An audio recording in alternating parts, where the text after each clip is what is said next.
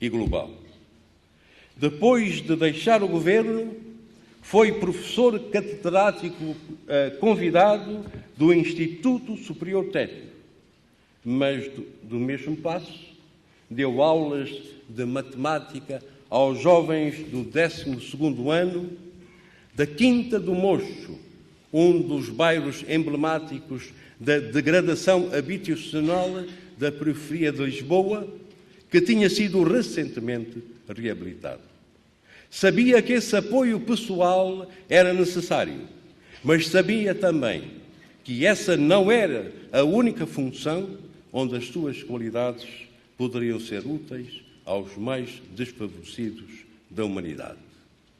Daí que a sua passagem a Alto Comissário das Nações Unidas para os Refugiados nada tenha de surpreendente.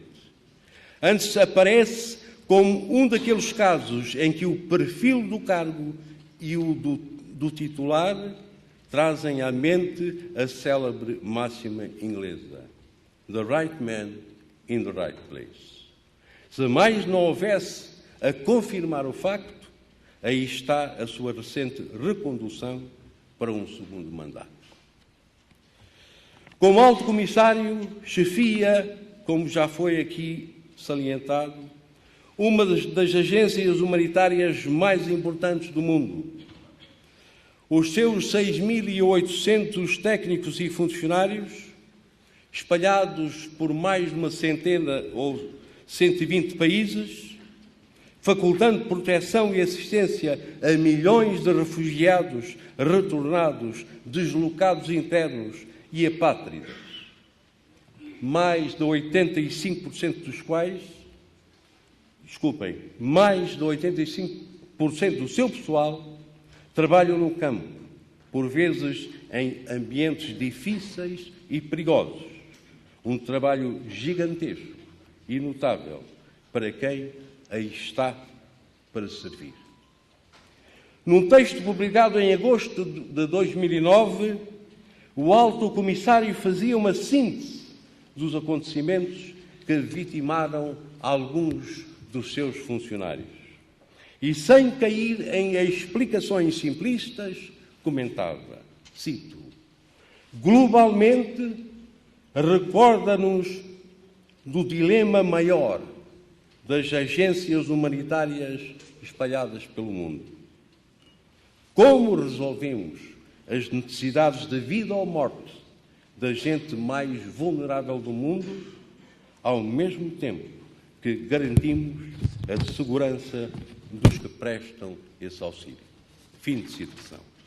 E acrescentava, cito novamente: "A nossa capacidade para assistir os que mais precisam está a ser severamente posta à prova pelo encolhimento do chamado espaço humanitário em que temos de trabalhar. A natureza do conflito está a mudar, com uma multiplicidade de grupos armados, alguns dos quais veem os agentes humanitários como alvos legítimos." Fim de citação.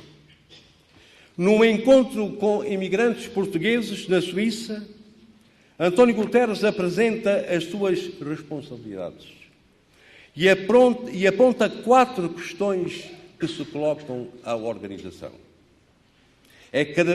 Primeiro, é cada vez mais difícil o relacionamento das pessoas da comunidade nacional com os estrangeiros que, entretanto, vieram à Europa, e isso em ambos os sentidos, por parte dos países de destino e por parte dos imigrantes. Segunda questão, pessoas internamente deslocadas, por estarem a descoberto de qualquer proteção internacional. Terceira questão, é cada vez mais forte a relação entre asilo e a imigração. Quarta questão, cada vez mais é necessário defender os direitos humanos. Citava ainda, ou referia-se ainda, ao regresso dos antigos refugiados e às condições que encontram no seu regresso.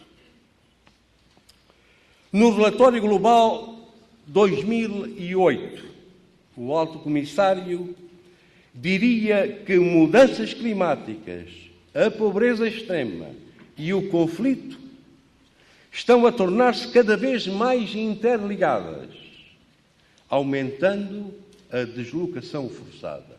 Eu releio: mudanças climáticas, a pobreza extrema e o conflito estão a tornar-se cada vez mais interligadas, aumentando a deslocação forçada. Fim de citação. É bom que tenhamos consciência de que nenhum destes fatores tem caráter determinístico ou transcendente para a capacidade de controle humano. Nos casos mais, noutros menos, todos resultam de intervenção humana. São fatores que a todos responsabilizam, quer na sua prevenção, quer na resolução dos danos que causam.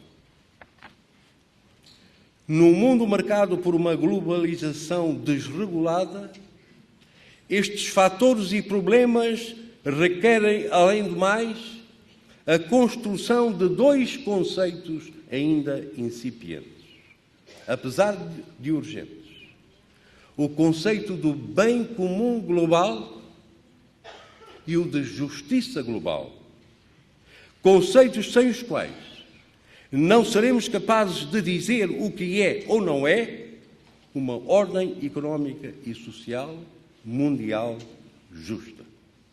Por outro lado, importa notar que se não trata apenas de conceitos para deleite intelectual, mas noções que tenham a possibilidade de serem postos em prática, o que requer instrumentos institucionais, designadamente uma autoridade pública mundial, desejavelmente no âmbito das Nações Unidas, capaz de promover o bem comum e a justiça globais. De outro modo, o vazio de autoridade continuará a ser preenchido pelos mais fortes, sejam países, grupos ou empresas multinacionais. No exercício das suas funções de Alto Comissário para os Refugiados, António Guterres tem associado a assistência direta às populações que têm a seu cargo à missão de porta-voz dos mais vulneráveis.